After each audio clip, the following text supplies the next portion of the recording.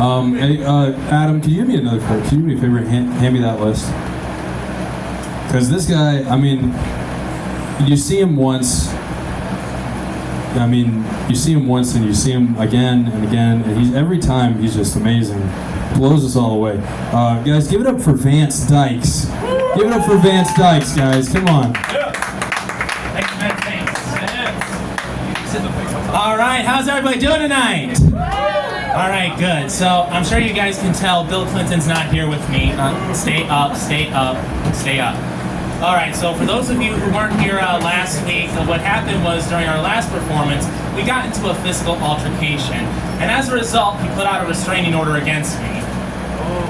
Yeah, that's what happened, guys. So, that's nothing to laugh about, a restraining order. That's not funny, guys. So, yeah, I'm not allowed to get within 10 feet of him, so he's not going to be on stage with me for a while, but you know what? Screw him. The show must go on, and I can do this without him, so let's go. Alright, so one of the things I learned about being a comedian is that it's like every other job in the world, in the sense that it has its casualties. You know, we always run the risk of hurting someone's feelings, and depending on what kind of person you are, that's not something that you want to do. Because we've all been to school as kids, we had to deal with those good-for-nothing boys like, "Hey Vance, chubby chubster, where are you going? You going back to Burger King to get yourself some more double cheeseburgers, fatty?" And that hurt my feelings. I was going to McDonald's. I'm kidding, I'm kidding. I was actually going to Dunkin' Donuts. So it's like, and we wouldn't want to wish that upon anybody, hurting someone's feelings, you know, but we understand that that's part of the job. As comedians, we have to hurt people's feelings, we gotta hurt each other's feelings, we gotta make fun of ourselves, you know, because otherwise we don't get a laugh. And if we don't get a laugh, we don't get a paycheck. It's that simple. And I had an epiphany when I thought about that. I thought to myself, every occupation has its casualties. Like, for example, if you're a Christian missionary and you travel overseas to, don't get ahead of me, and you travel overseas to a foreign country to preach the gospel, you always run the risk of getting your head chopped off by a dictator. Because Christianity is one of those things that's supposed to promote something that dictators hate with a passion, and that's freedom for the people. The truth shall set you free!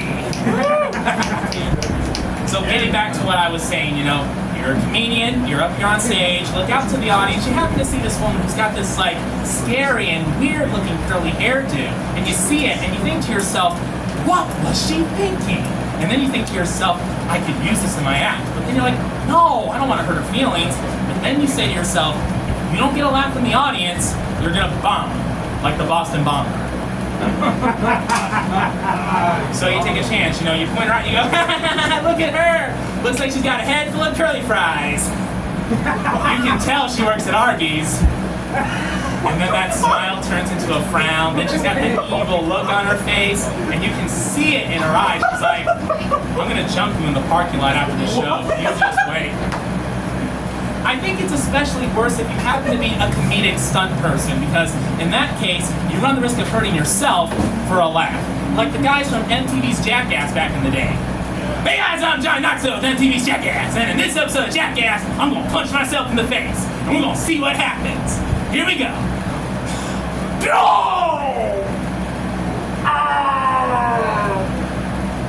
That's all! And that hurt. Oh, my nose is bleeding.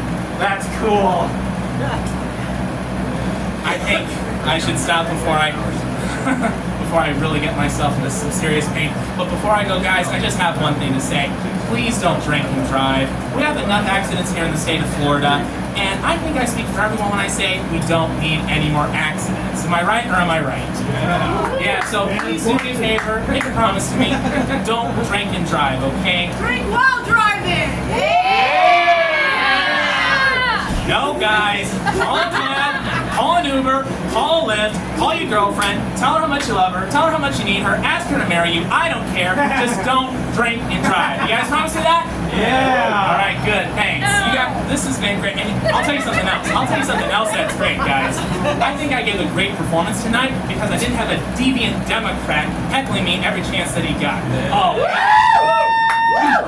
yeah, and for the record, if you guys think that he's in my backpack right now, you are seriously mistaken. Nothing! Get me out of here!